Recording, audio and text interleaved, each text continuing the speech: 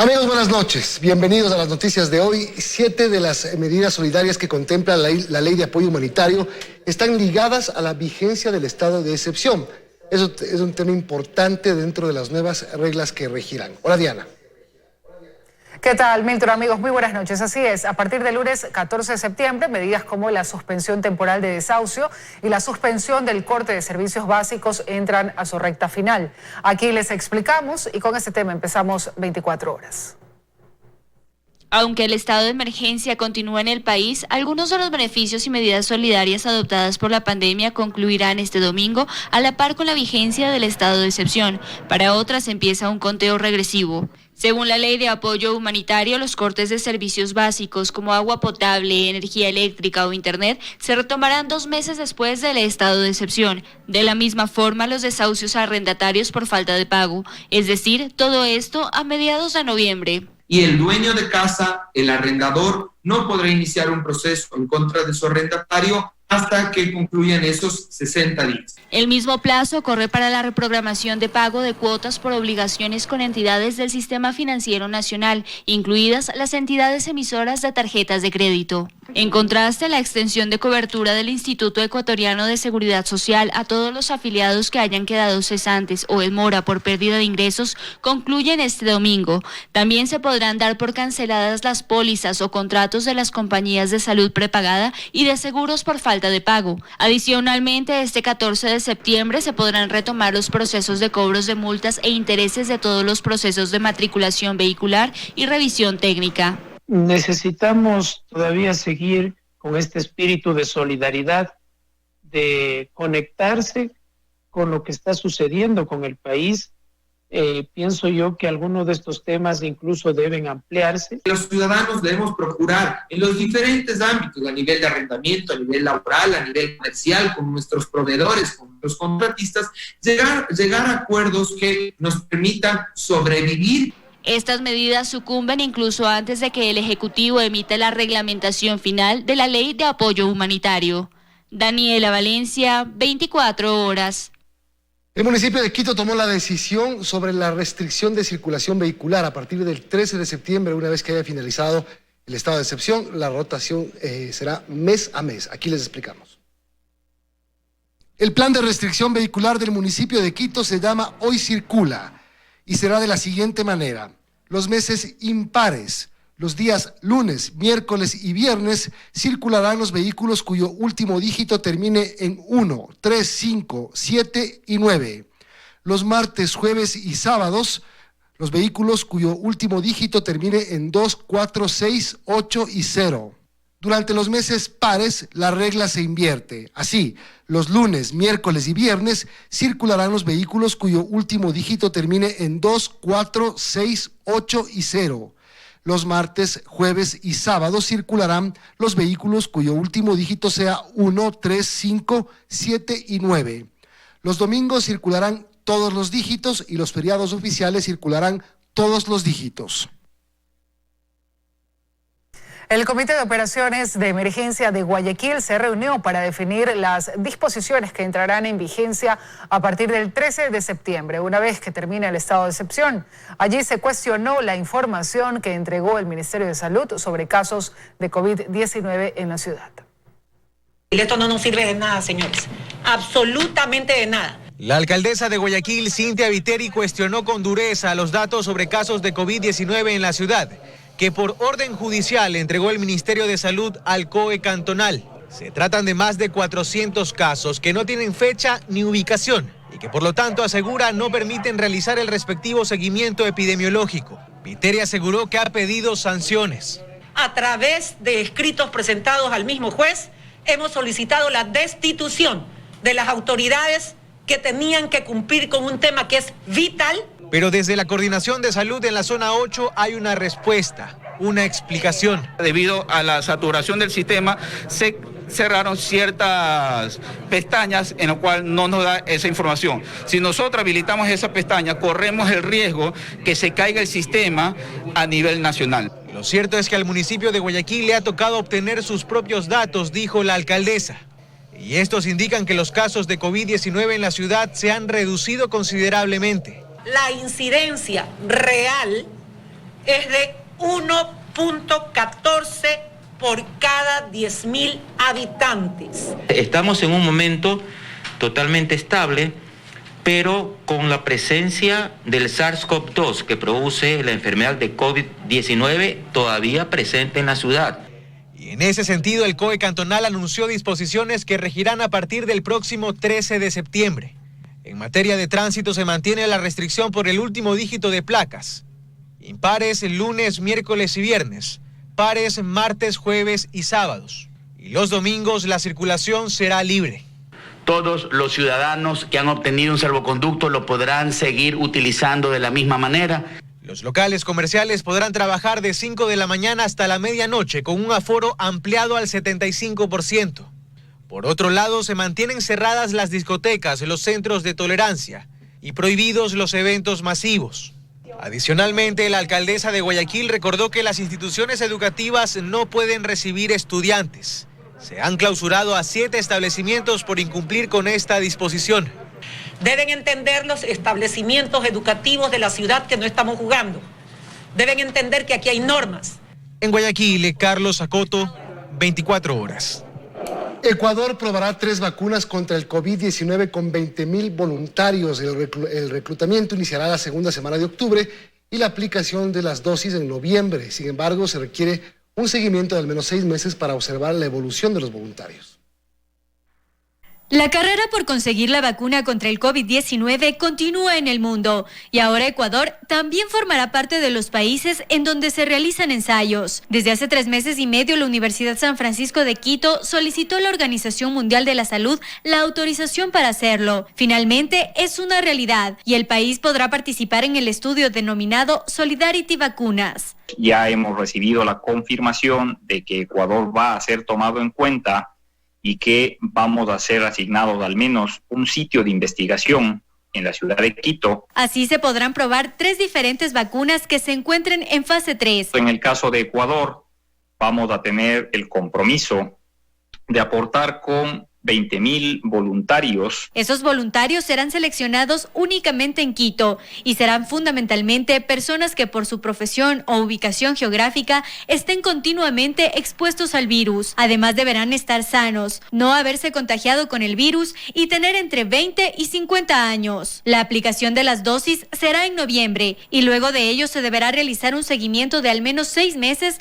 para observar la evolución de los voluntarios. Para Nicolaos Kiriakidis, inmunólogo de la Universidad de las Américas, este estudio será positivo para el país. Se van a probar en ecuatorianos, o sea, en personas con la genética propia del país, ¿no es cierto? Lo cual es muy importante para conocer y para averiguar, ¿no es cierto?, si estas vacunas funcionan en personas con el perfil ecuatoriano. Además, para ver si pues estas vacunas logran protegernos de las cepas que circulan en el país. Sin embargo, ambos médicos concuerdan en que aún falta mucho para poder inmunizar a la población con una vacuna efectiva. Yo diría durante el primer semestre de 2021. Me temo que a países como el nuestro, el Ecuador, no va a llegar la vacuna quizás hasta finales del 2021. En Guayaquil también se intenta realizar un estudio similar, para lo que se requerirá un amplio grupo de voluntarios. Belén Merizalde, 24 horas.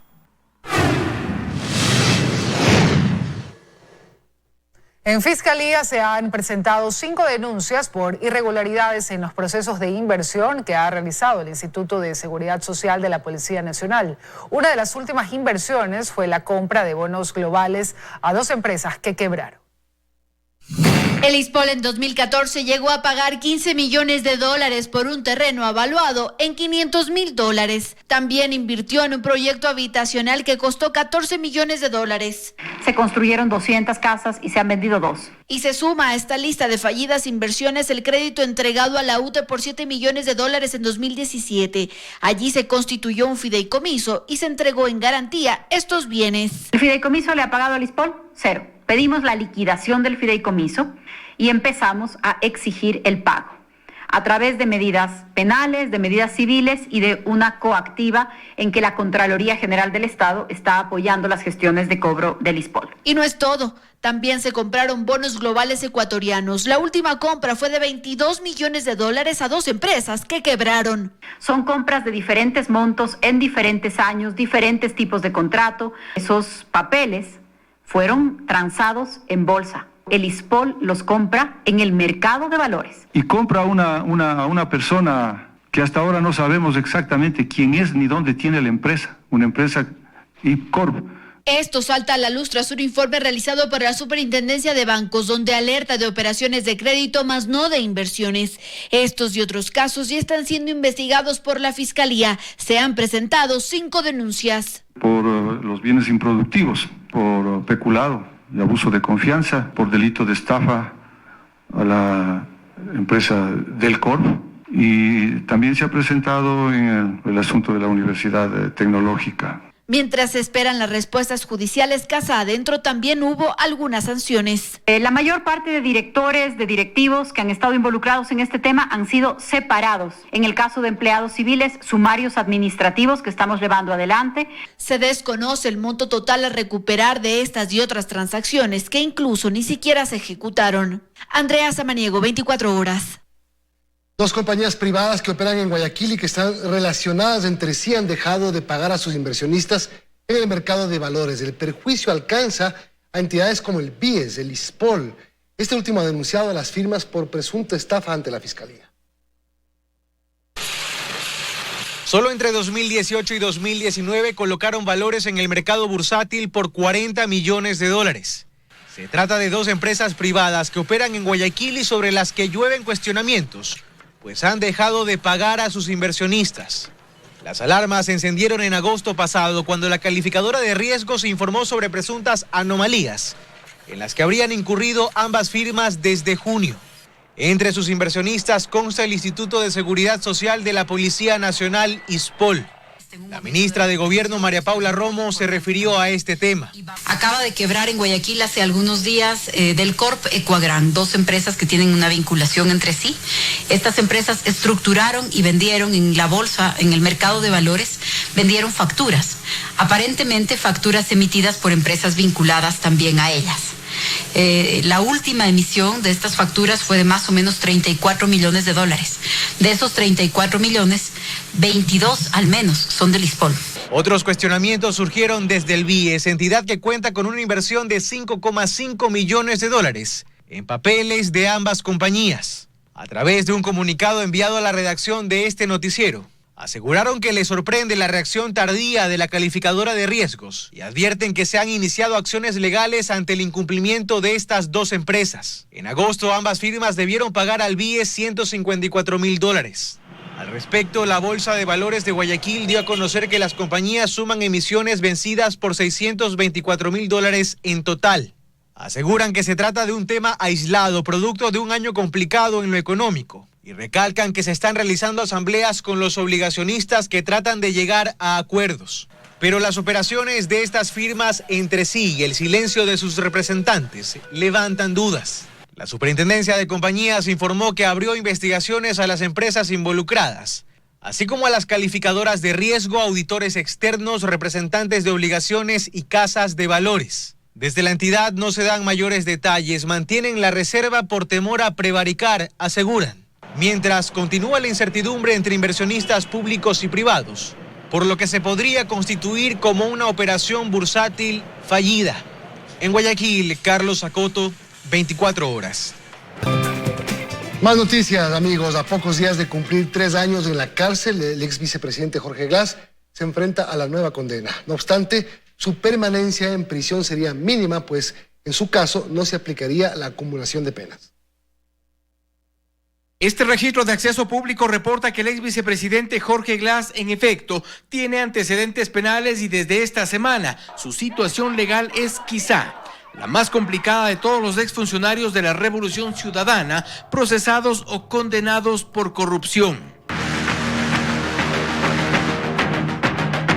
Este recorrido de Glass en lo que a los casos de corrupción se refiere se agrava desde su detención en octubre del 2017 por el caso Odebrecht. A Apenas 2 meses después llegó la sentencia por asociación ilícita en diciembre del 2017. Con esta sentencia a cuestas y aún estando en la cárcel, a Glass le llegó una orden de prisión preventiva por el caso Singue en marzo del 2019. Pero evidentemente esta orden caducó.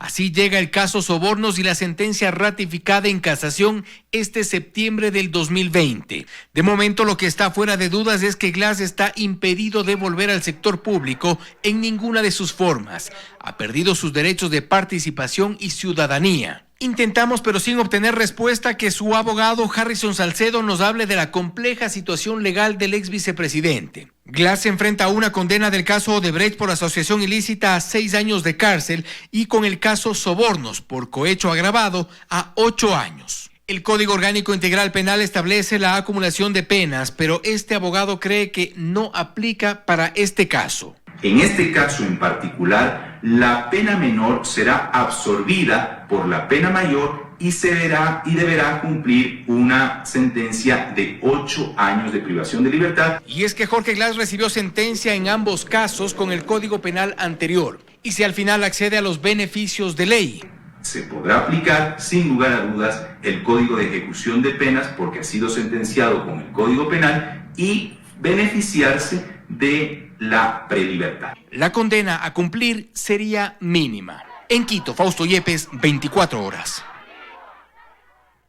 Y a propósito del caso Sobornos, la exministra de Obras Públicas, María de los Ángeles Duarte, enfrenta una nueva orden de prisión por incumplimiento de decisión de autoridad legítima al no haber cumplido con la presentación periódica ante las autoridades ordenada en ese proceso. La disposición la dictó el juez de Garantías Penales Máximo Ortega. María de los Ángeles Duarte permanece refugiada en la residencia de la Embajada de Argentina desde hace varios días.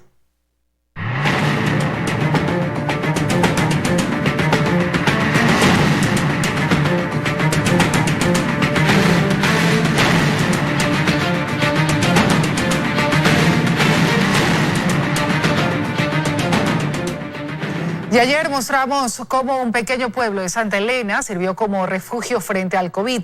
Hoy continuamos mostrándoles otras realidades que destapó la pandemia en nuestro país. Dayana nos lo va a contar. Buenas noches, Dayana. Tú tienes más historias de cómo las familias han enfrentado al COVID. Gracias, Diana. Definitivamente sí. La pandemia nos golpeó de formas distintas. La lucha diaria por conseguir alimentos fue el principal problema de muchas familias del país, que en esos días difíciles se levantaron entre sí en una especie de red de ayuda mutua. También hubo casos de adultos que regresaron a vivir con sus padres y de quienes se dedicaban a actividades que ni siquiera hoy despuntan, como la asistencia doméstica, por ejemplo. Enseguida les mostramos las historias que encontramos en El Oro, Azuay, Loja y también en Los Ríos.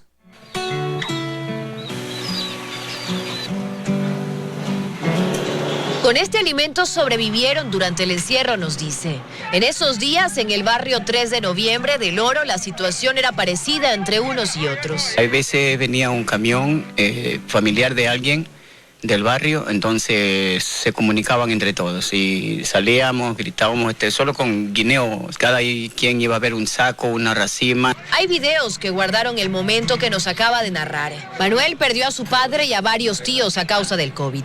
Margarita también vivió momentos complicados. Es madre de 3 niñas. Sí, llegó un momento que sí, no teníamos que comer.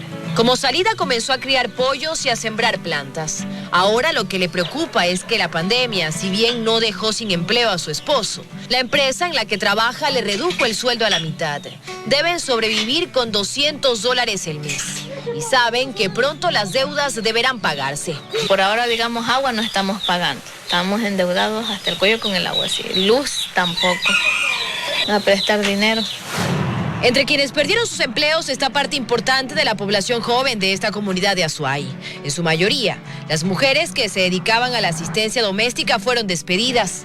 La opción, volver a la que antes era su casa. Aquí hemos visto si podemos en la agricultura, hemos puesto a trabajar más y así entre apoyándonos en la comunidad todos. Tal vez algunos sido despedidos porque tienen miedo que vayan contagiadas y contagiar a los jefes. La tierra en esta zona del país también ha sido una alternativa vital para quienes han sentido el impacto del COVID. Ahorita estamos dedicando a sembrar papas, cebollas, coles, cosas, verduras ya. Y si bien existió un comunitarismo que quedó en evidencia entre vecinos o familiares durante la pandemia, también por desconocimiento hubo momentos de rechazo y egoísmo. Si estaba una familia contagiada, entonces esa familia ya era apartada del hogar, o sea, no se la tomaba en cuenta. Como me dijeron mis nietos y mi sobrino, ¡sí se puede! Es Clever Valencia el 12 de mayo pasado, el día en el que venció al COVID. Hoy nos recibe en su consultorio, es cardiólogo y agradece no estar en la cifra de médicos, que hoy no están. Esta situación a uno le enseña muchas cosas. La mayoría de las personas me dicen, bueno, si lograste sobrevivir es porque Dios te tiene un propósito. En realidad no podría decir cuál sería el propósito, estaré esperando de pronto de seguir atendiendo a mis pacientes. La lucha de Magdalena también fue por sobrevivir, aunque no directamente del COVID, sino de las circunstancias. Para ella el momento duro comenzó meses antes de la pandemia, cuando su hija decidió irse, como prefiere contarlo. Su hija ya no está con nosotros, pero sí su pequeño. Para Magdalena, una abuela desempleada con un nieto de 2 años, esos días de encierro no fueron nada fáciles. La gente sí también ha ayudado, ¿verdad? Con lechecita tan buena, generosa. Cuando se pregunta qué aprendimos del COVID, la respuesta jamás será una. La respuesta dependerá siempre de lo que por esos días a cada uno de nosotros, de forma distinta, nos tocó vivir. Y esas son las historias que nos dejó el COVID. Algunas de ellas aún se continúan escribiendo. Gracias, buenas noches. Más noticias del Consejo Nacional Electoral propone que el gobierno negocie con otras instituciones del Estado para disminuir el presupuesto electoral. Las comisiones técnicas del CNE y el Ministerio de Economía continúan trabajando después de que el ente rector de finanzas cuestionara el monto. A 7 días de la convocatoria de elecciones, todavía no hay humo blanco proveniente de las negociaciones de las comisiones técnicas del CNE y el Ministerio de Economía y Finanzas respecto al presupuesto electoral. Y mientras la minoría lo ve con gravedad, el consejero José Cabrera esperaría que hasta el fin de semana haya acuerdos. Las negociaciones que van por buen camino y es importante por el país, por la situación económica del país. Es muy grave que el Consejo Nacional Electoral no tenga un presupuesto aprobado para acometer acciones urgentes que tienen que emprenderse dentro del cronograma establecido. A criterio del consejero Cabrera, para lograr reducir el presupuesto, el ministerio debería también negociar con otras instituciones del Estado. Fuerzas Armadas y Policía, el presupuesto está por 13 millones. Sabemos que con CNT el presupuesto para comunicaciones está de aproximadamente 6 millones. El tema del Instituto Geográfico Militar, la impresión de papeletas, 10 millones y medio. Y defiende el presupuesto que aprobó junto con la mayoría integrada por Estela Acero y la presidenta Diana Tamaín. Dice que no es correcto compararlo con el proceso del 2019. Pues una sola vuelta, con un proceso electoral presidencial que es de 2 vueltas. Yo entiendo que el Ministerio de Finanzas llega a las mismas conclusiones que llegamos nosotros, porque había muchos rubros que con nuestro criterio estaban sobredimensionados. Según el vicepresidente, con urgencia se requieren recursos para que avance el proceso electoral, pues entre otros gastos necesitan personal para la inscripción de candidaturas que inicia el 18 de este mes hasta el 7 de octubre. Nosotros debemos salir a contratar todo el personal de apoyo. Es urgente tener a las juntas provinciales electorales para efecto de poder calificar. El presupuesto que había aprobado el Pleno del CNE tras 2 reducciones internas es de 114,3 millones de dólares. En Quito, María Gracia Acosta, 24 horas.